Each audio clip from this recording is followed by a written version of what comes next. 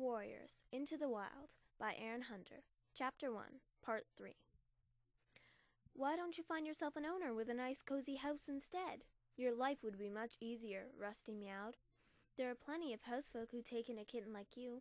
All you have to do is sit where they could see you and look hungry for a couple days, and they'd feed me pellets that look like rabbit droppings and soft slop, Graypaw interrupted.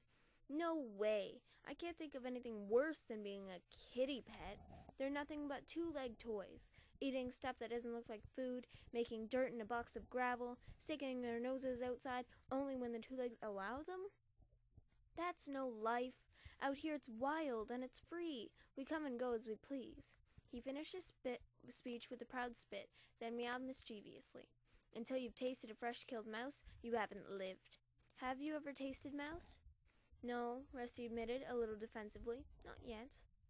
I guess you'll never understand, Graypaw sighed. You weren't born wild. It makes a big difference. You need to be born with warrior blood in your veins, or the feel of the wind in your whiskers. Kitties born in two-legged nests could never feel the same way. Rusty remembered the way he had felt in his dream. That's not true, he mewed indignantly. Graypaw did not reply. He suddenly stiffened mid-lick, one paw still raised, and sniffed the air. I smell cats from my clan, he hissed. You should go. They won't be pleased to find you hunting in our territory. Rusty looked around, wondering how Graypaw knew any cat was approaching. He couldn't smell anything different on the leaf-scented breeze, but his fur stood on end at the note of urgency in Graypaw's voice. Quick! Hissed Graypaw again. Run! Rusty prepared to spring into the bushes, not knowing which way was safe to jump. He was too late.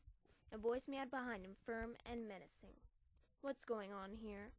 Rusty turned to see a large gray she-cat strolling majestically out from the undergrowth. She was magnificent. White hair streaked her muzzle, and an ugly scar parted the fur across her shoulders, but her smooth gray coat shone like silver in the moonlight. Blue Star!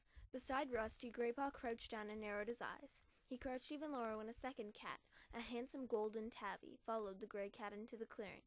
You shouldn't be so near Two-Leg Place, Graypaw, growled the golden tabby angrily, narrowing his green eyes. I know, Lionheart. I'm sorry. Graypaw looked down at his paws. Rusty copied Graypaw and crouched low to the forest floor, his ears twitching nervously. These cats had an air of strength he had never seen in any of his garden friends. Maybe what Smudge had warned him about was true. Who is this? Asked the she-cat. Rusty flinched as she turned her gaze on him. Her piercing blue eyes made him feel even more vulnerable. He's no threat, mewed Graypaw quickly.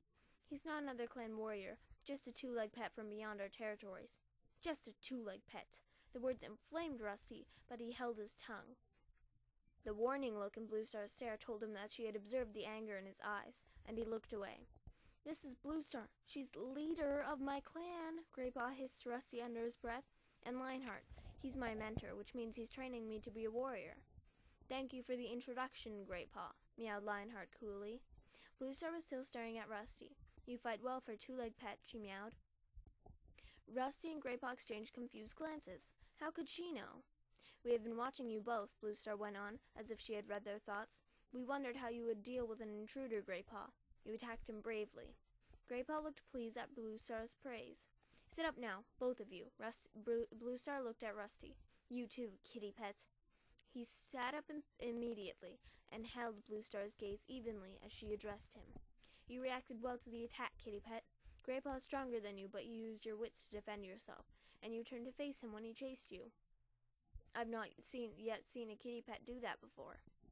Rusty managed to nod his thanks, taken aback by such an unexpected praise. Her next words surprised him even more. I've been wondering how you'd perform out here beyond the Two-Leg Place. We patrol this border frequently, so I've often seen you sitting on your boundary, staring out into the forest. And now, at last, you have dared to place your paws here. Blue Star stared at Rusty thoughtfully. You do seem to have a natural hunting ability. Sharp eyes. You would have caught that mouse if you had not hesitated so long. Really? Rusty stammered. Lionheart spoke now. His deep meow was respectful but insistent. Blue Star, this is a kitty pet. He should not be hunting in ThunderClan territory. Send him home to his two legs. Rusty prickled at Lionheart's dismissive words. Send me home? He mewed impatiently. Blue Star's words had made him glow with pride. She had noticed him. She had been impressed by him. But I've only just come here to hunt for a mouse or two. I'm sure there's enough to go around. Blue Star turned her head to acknowledge Lionheart's words. Now her gaze snapped back to Rusty. Her blue eyes were blazing with anger. "There's never enough to go around," she spat. "If you didn't live such a soft, overfed life, you would know that." Rusty was confused by Blue Star's sudden rage, but one glance at the horrified look on Graypaw's face was enough to tell him he had spoken too freely. Lionheart stepped to his leader's side. Both warriors loomed over him now. Rusty looked into Blue Star's threatening stare, and his pride dissolved. These were not cozy fireside cats he was dealing with. These were mean, hungry cats who were probably going to finish what Graypaw had started.